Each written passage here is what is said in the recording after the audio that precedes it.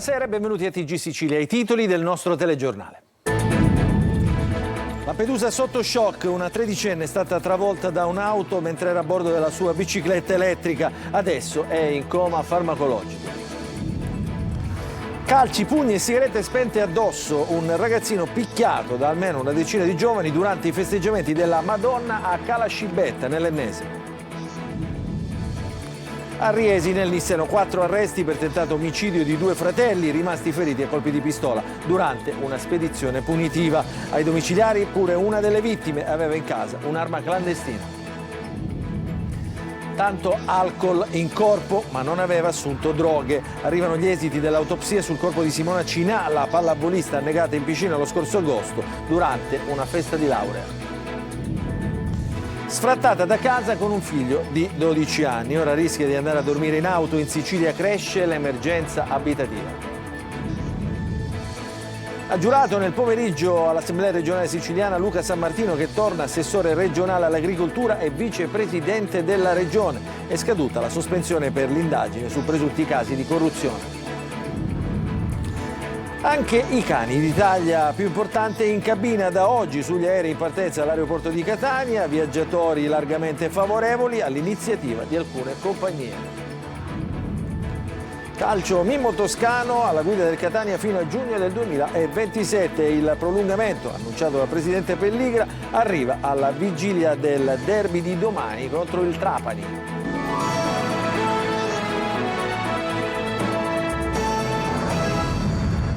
Ancora buonasera, apriamo il nostro telegiornale con la cronaca. Lampedusa sotto shock, una ragazzina di 13 anni travolta da un'auto in bici davanti al liceo scientifico, è in coma farmacologico. Il servizio di Davide Sardo. Grave incidente a Lampedusa, una ragazzina di 13 anni lotta tra la vita e la morte dopo essere stata travolta da un'auto mentre era in sella alla sua bici elettrica proprio davanti al liceo scientifico.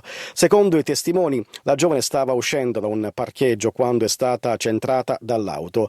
L'impatto è stato violentissimo, la bici si è spezzata in 2 pezzi e la ragazza è stata sbalzata a terra. Sul posto sono subito intervenuti i sanitari del 118 che hanno prestato le prime cure. Valutate le condizioni, la tredicenne è stata soccorsa in codice rosso e trasferita in elisoccorso all'ospedale di Cristina di Palermo. Ha riportato una profonda ferita alla testa ed è ricoverata in coma farmacologico. Carabinieri e Polizia Municipale hanno avviato le indagini per ricostruire l'esatta dinamica del sinistro. Una giovane vita sospesa tra speranza e tragedia, mentre l'intera comunità di Lampedusa resta sotto shock. Adesso andiamo nell'Ennese, dove un minorenne è stato preso di mira da un branco di giovani durante la festa della Madonna del Buon Riposo a Cala Scibetta. Pugni, calci ed evidenti bruciature da sigaretta. Sulla vicenda indagano i carabinieri dopo la denuncia da parte dei genitori. Il servizio di Desiree Ferlito. Picchiato da almeno una decina di giovani, preso di mira dal branco. È successa ad Enna durante i festeggiamenti della Madonna di Buon Riposo a Cala Scibetta. Vittima dei bulli, un minorenne in compagnia di una ragazzina nel bosco vicino alla piazza dove si celebra la festa. Oltre calci e sigarette spente sulla pelle, anche sputi e insulti. Sulla vicenda indagano i carabinieri dopo la denuncia da parte dei genitori del minorenne ennese. Gli investigatori avrebbero già sentito alcune persone, compresi i testimoni del pestaggio, e hanno visionato le immagini delle telecamere di sicurezza della zona per provare a ricostruire le fasi dell'aggressione e poi identificare gli autori del pestaggio. Sono venuti alcuni genitori a chiedere scusa, ha detto il padre della vittima, che come la madre è un avvocato del foro di Enna. Confermando l'aggressione, ho mostrato loro le ferite di mio figlio, che per 3 giorni a causa dei pugni alla mandibola ha dovuto mangiare omogenizzati. Non ho alcunché contro di loro, continua, ma forse non si sono accorti dove sono arrivati i loro figli. E adesso ci spostiamo a Riesi, nel Nisseno. 4 persone sono state arrestate con l'accusa di tentato omicidio nei confronti di 2 fratelli nel corso di un agguato in casa, ed è finita ai domiciliari anche una delle 2 vittime per detenzione di arma clandestina. Il servizio di Simona Mazzone. Si è fatta luce in pochi giorni sulla sparatoria avvenuta il 10 settembre scorso a Riesi nel Nisseno, dove in casa di due fratelli, Roberto e Oscar Presti-Filippo, ci sarebbe stato un regolamento di conti legato al traffico di stupefacenti con un vero e proprio agguato. Misure di custodia cautelare in carcere sono state eseguite per lo stesso Roberto Presti-Filippo, rimasto ferito da un colpo di pistola, e per i presunti rivali, la gelese Simona Maganuco, raggiunta a una spalla da un proiettile, e altri due, Carmelo Manuel Giorlando e Michael Giorlando. Ai domiciliari è finito Samuele Giorlando, che avrebbe fatto da palo all'esterno della casa. Maganuco e Giorlando, da quanto emerso, sono arrivati a Riesi armati di 2 pistole. I fratelli Presti-Filippo invece avevano un fucile con matricola Brasa. I colpi sarebbero partiti durante una colluttazione. Le accuse per i 4 in carcere sono tentativo di omicidio e porto abusivo di armi, e solo per Presti-Filippo detenzione di arma da fuoco clandestina. L'attività investigativa è scattata al momento dell'arrivo in ospedale, uno a Mazzarino e l'altra a Gela, di Roberto Presti-Filippo e Simona Maganuco. Per gli investigatori la spedizione punitiva era finalizzata a uccidere Roberto Presti-Filippo. I carabinieri hanno ricostruito l'intera dinamica dei fatti grazie alle immagini dei sistemi di videosorveglianza della zona, che hanno ripreso Maganuco e Giorlando nell'abitazione dei fratelli riesini. Un comando ben organizzato ha colpito una gioielleria al centro di Mirabella in Baccari nel Catanese, in piazza dei Vespri. Come si vede dalle immagini amatoriali, la vetrina è stata distrutta da un escavatore, trasportato grazie a un camion, poi abbandonato in piazza insieme con la ruspa. I malviventi, vestiti di nero e con cappucci in testa, hanno saccheggiato il negozio e si sono allontanati a bordo di diversi mezzi. Sulla vicenda stanno indagando i carabinieri. Adesso ci occupiamo del caso di Simona Cinà, la ventenne annegata in piscina lo scorso agosto a Capaci, nel Palermitano. Dai primi esiti degli esami non risulta che la vittima abbia assunto droghe, ma la ragazza aveva un tasso alcolemico elevato. I dettagli nel servizio di Tonino De Mana. Arrivano le prime parziali risposte sulla misteriosa morte di Simona Cinà, la ventenne originaria di Capaci, annegata in piscina la notte tra l'1 e il 2 agosto scorsi durante una festa di laurea. Gli esami tossicologici eseguiti dall'equipe di medicina legale del Policlinico di Palermo hanno rivelato che la ragazza non aveva assunto droga, ma aveva un tasso alcolemico nel sangue molto alto. Il consulente incaricato per l'esame ha eseguito i test sul contenuto gastrico, sul sangue e l'urina della vittima. Tutti i reagenti per le sostanze stupefacenti, comprese quelle sintetiche come la droga dello stupro, hanno dato esito negativo, mentre, come detto, è risultato positivo il test sulla presenza di alcol, con risultati molto sopra il limite considerato di guardia prima che insorgano alterazioni psicofisiche, un limite che gli specialisti hanno ponderato inserendo il peso della vittima e la sua poca propensione al bere. La consulenza tossicologica verrà ora analizzata dagli altri componenti dell'equipe che si sta occupando del caso, seguito dal sostituto procuratore di Termini Imerese Raffaele Caramanno. Simona Cinà, pallavolista, venne trovata sul fondo della piscina intorno alle 4 di notte. Fu uno dei festeggiati a tuffarsi con un amico per prenderla e portarla fuori dall'acqua. Al loro arrivo, i sanitari del 118 trovarono la giovane già morta, con gli amici che provavano invano a rianimarla. La Procura di Palermo ha chiesto l'archiviazione dell'inchiesta sulla morte di Angelo Onorato, l'architetto soffocato da una fascetta e trovato senza vita nella sua auto il 25 maggio dello scorso anno. La famiglia continua a opporsi, non credendo al suicidio. Giusy Lazzara. A Palermo una morte che pesa ancora, quella di Angelo Onorato, l'architetto trovato soffocato da una fascetta di plastica il 25 maggio dell'anno scorso nella sua auto. La procura ha chiesto l'archiviazione dell'inchiesta che avvalora la tesi del suicidio. I giudici scrivono che risultava aggravato da una situazione debitoria significativa ed era consumato dalle preoccupazioni. Difficile anche, secondo la procura, la situazione dell'azienda fondata e poi ceduta, che presentava esposizioni per 1,5 milioni di euro. Ma la moglie di Onorato, Francesca Donato, non ha mai creduto al suicidio e ha consegnato agli investigatori della squadra mobile una lettera manoscritta dal marito. Nel documento, scrivono i giudici, emergevano preoccupazioni per minacce esterne e turbamenti personali non ricollegabili a terze persone, in quello che appariva come un congedo rivolto alla moglie. Adesso la parola passa al giudice per le indagini preliminari. Ci saranno 30 giorni di tempo per presentare le opposizioni dei legali che assistono la moglie di Onorato. Abbiamo notato dei particolari che ci inducono a ritenere che assolutamente univoco sia il fatto che Angelo Onorato sia stato ucciso. Allora ci chiediamo perché mai una persona che è solita guidare senza cintura, subito prima di suicidarsi se la allaccia attaccandolo addirittura alle sedie lato passeggero. Sulle fascette rinvenute attorno al collo e per terra, perché a quanto pare qualcuno che l'abbia utilizzata poi la perde, non vengono rinvenute impronte digitali né di Angelo né di terze persone.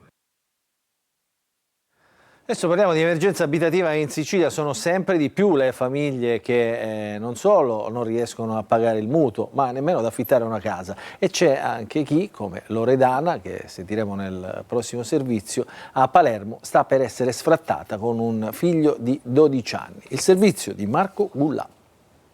Un sacchetto di plastica come protezione per evitare che pioggia e calcinacci possano cadere in camera da letto. È una delle tante istantanee dell'emergenza abitativa. Siamo a Palermo. I dati di qualche giorno fa resi noti dall'ANCI certificano che sempre più famiglie hanno difficoltà ad affittare o comprare casa. Come Loredana, che vive in questa casa assieme al figlio e al cane, ormai parte integrante della famiglia. C'è uno sfratto in corso. Loredana non può permettersi un'altra casa. Le è stata proposta una casa famiglia, ma il cane non verrebbe accettato. Ovviamente ci cacceranno di casa, so che potremmo dormire in macchina perché mio figlio non ce la farebbe allontanarsi dal suo cane, è un sostegno comunque psicologico. Nella casa di Loredana la cucina è all'interno del soggiorno, il bagno del vicino è praticamente confinante con la stanza del figlio. Sto facendo di tutto, quindi io ho chiesto una mano al comune perché devo ricominciare da zero. Dico momentaneamente, in attesa che si sistemi questa cosa con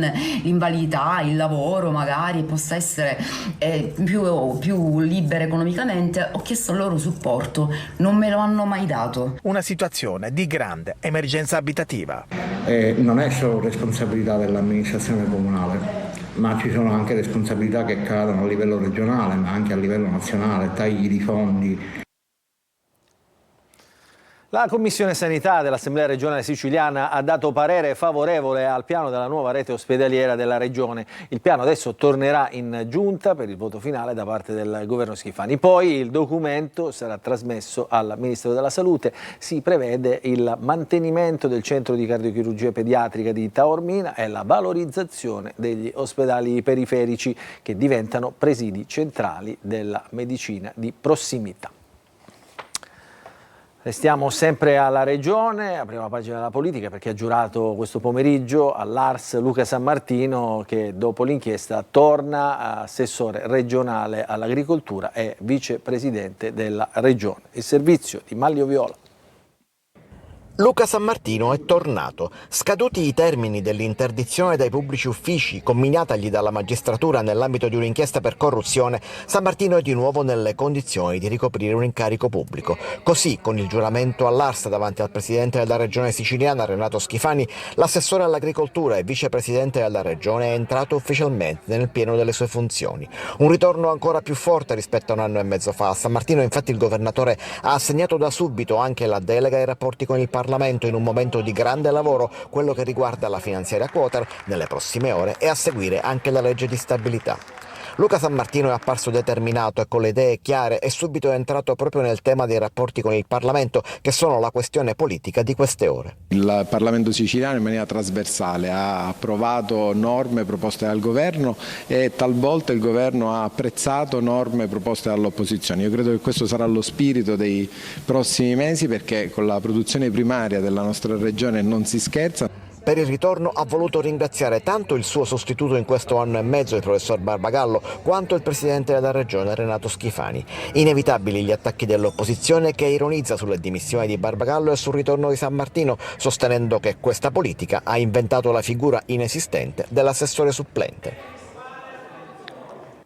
E parliamo sempre di politica e giustizia. L'inchiesta della Procura di Siracusa sulle collette degli ex assessori comunali di Avola finite nel forziere del gruppo politico riconducibile all'ex sindaco di Avola Luca Cannata, ora deputato nazionale di Fratelli d'Italia e vicepresidente della Commissione Bilancio. L'inchiesta è sfociata, come scrive oggi il quotidiano della Sicilia, con l'iscrizione nel registro degli indagati dello stesso parlamentare e di altre persone coinvolte. Le accuse sono di appropriazione indebita e falsità ideologica, ma sul caso è intervenuto oggi proprio lo stesso Cannata dicendo che la notizia è stata definita dalla stessa procura infondata e che lui e il suo gruppo continueranno a lavorare come sempre fatto con trasparenza.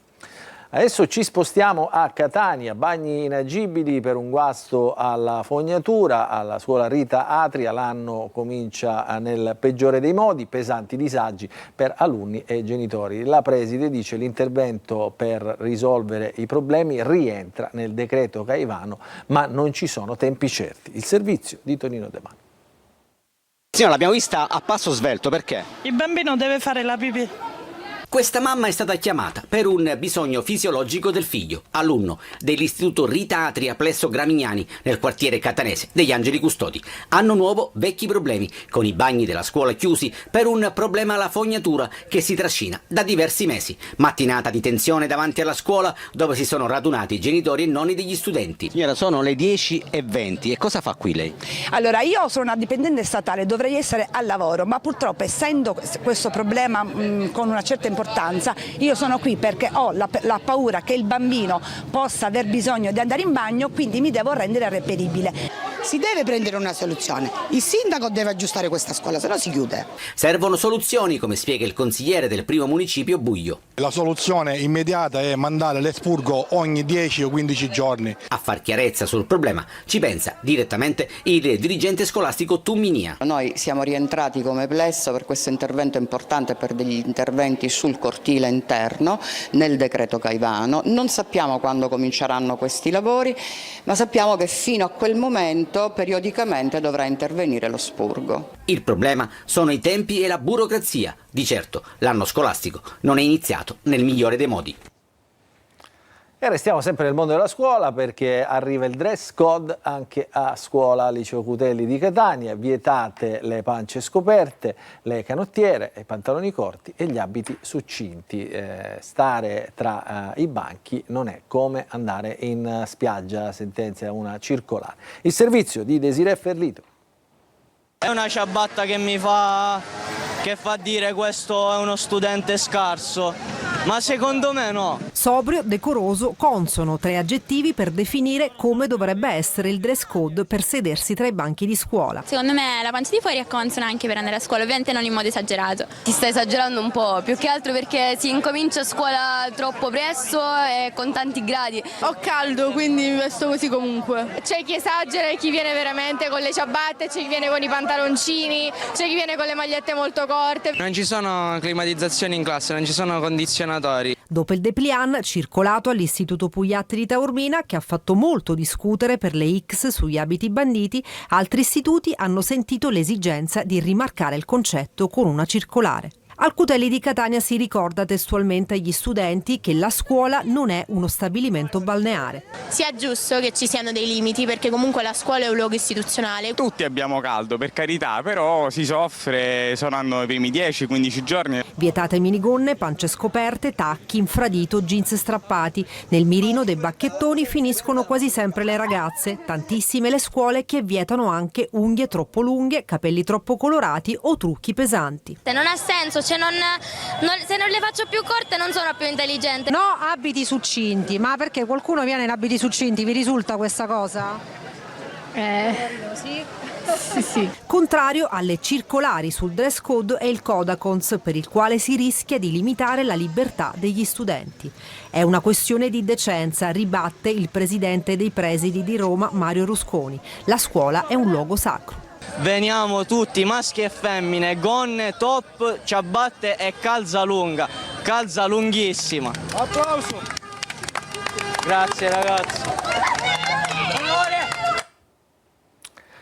A partire da oggi cambiamenti in vista per chi viaggia con il proprio cane. Grazie ad una iniziativa ENAC, gli amici animali, anche quelli di peso superiore ai 10 kg, potranno viaggiare in cabina. Nuove regole accolte a Fontanarossa, tra i primi aeroporti favorevoli a questa novità, come ha testimoniato la security manager oggi durante il programma Buongiorno Sicilia. Allora, il servizio è di Simona Mazzoni.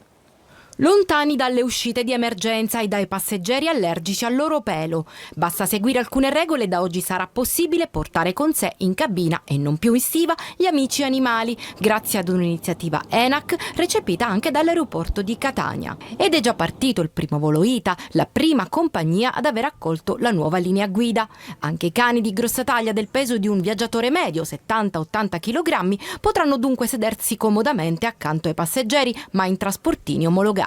Regole ben precise ai controlli di sicurezza. Adesso dovranno portare con sé anche una documentazione che attesti il microchip, le vaccinazioni fatte, l'antirabica eccetera eccetera e poi predisporsi nella maniera opportuna prima dei controlli. Una misura accolta con soddisfazione dai proprietari degli animali. Sono sempre stata frenata dal fatto di non poterlo portare con me, anche perché in stiva non starebbe, quindi sì, sicuramente è un'ottima cosa. Non sono partita anche per questo, perché praticamente io il mio cane è come se lasciassi un figlio nella stiva, non esiste. Qualcuno, seppure soddisfatto, non porterà comunque il proprio cane. Purtroppo lui è in una stazza abbastanza importante, quindi normalmente non lo porto mai in viaggio con me e non gli farei neanche comunque affrontare un viaggio in aereo. Non lo chiuderei in un trasportino per portarlo in aereo. E qualche contrario. No, non sono d'accordo.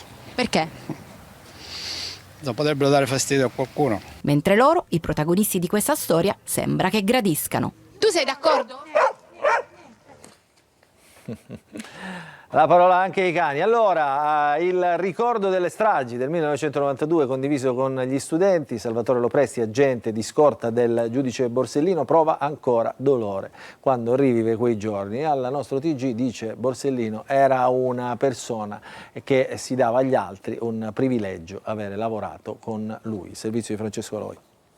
Ritengo che chiunque nel 1992 abbia svolto un solo giorno presso il reparto scorte di Palermo sia un sopravvissuto, perché in quel periodo era una sorta di roulette russa. Nei suoi occhi si legge ancora il dolore vissuto 33 anni fa. Nonostante tutto ha deciso di restare nello stesso reparto della questura di Palermo. Salvatore Lopresti era uno degli agenti di scorta del giudice Borsellino, salvo per miracolo. Ricordo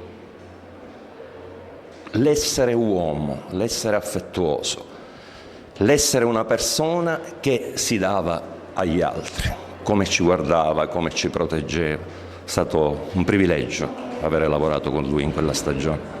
Ricordare Giovanni Falcone e Paolo Borsellino, ma anche gli 8 agenti uccisi insieme a loro nelle stragi del 92. È l'obiettivo di questo docufilm, I ragazzi delle scorte, che gli studenti qui al Liceo Gargallo di Siracusa, come in ogni scuola, guardano con molto interesse. Giovani che all'epoca non erano nati. Io giro in parecchie scuole in tutta Italia e devo dirvi che in quei 55 minuti i ragazzi stanno davvero attenti. Il tritolo, le esplosioni, i morti non possono essere dimenticati e quando c'è da incontrare i ragazzi, Salvatore Lopresti risponde sempre presente. Adesso ci fermiamo per una piccola pausa, poi le anticipazioni del derby che si giocherà domani tra Catania e Trapani.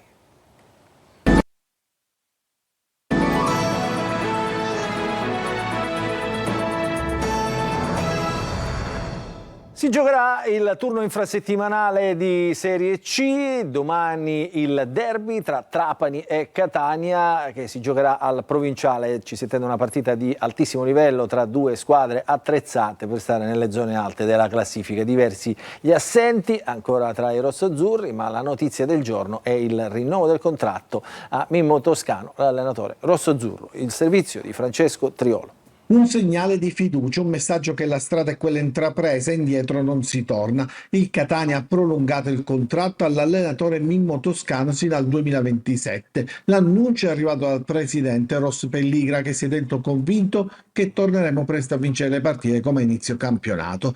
Una cosa che fa enormemente piacere, è una cosa che avevamo parlato già quest'estate, si aspettava solo il momento per ufficializzarla, a dimostrazione della stima e della fiducia reciproca e della unità di intenti di raggiungere gli obiettivi insieme.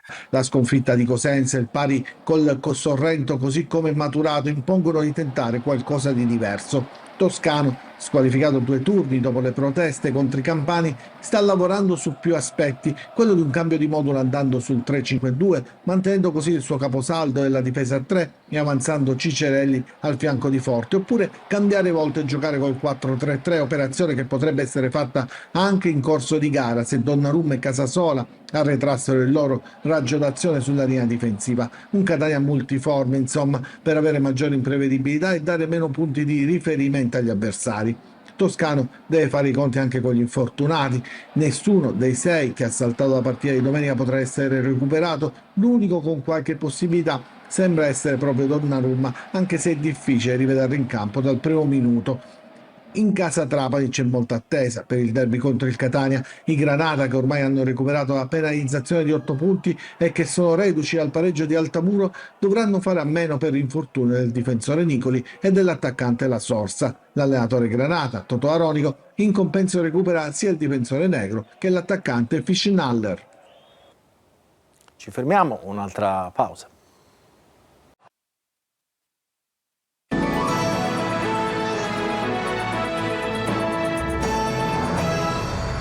Rientriamo in diretta, non ci sono aggiornamenti dell'ultima ora, dunque il nostro telegiornale finisce qui. Vi ringraziamo per averci seguito, vi auguriamo un buon proseguimento di serata a tutti.